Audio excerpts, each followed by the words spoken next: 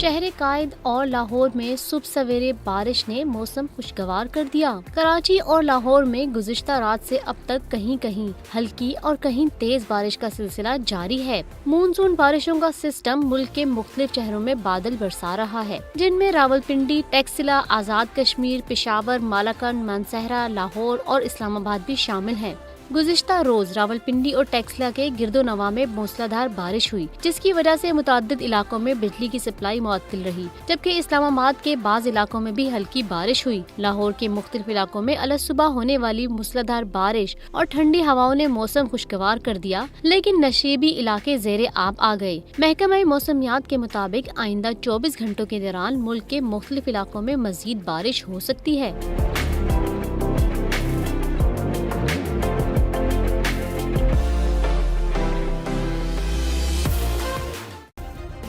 Subscribe کریں اور بیل دبائیں تاکہ کوئی خبر رہ نہ جائے۔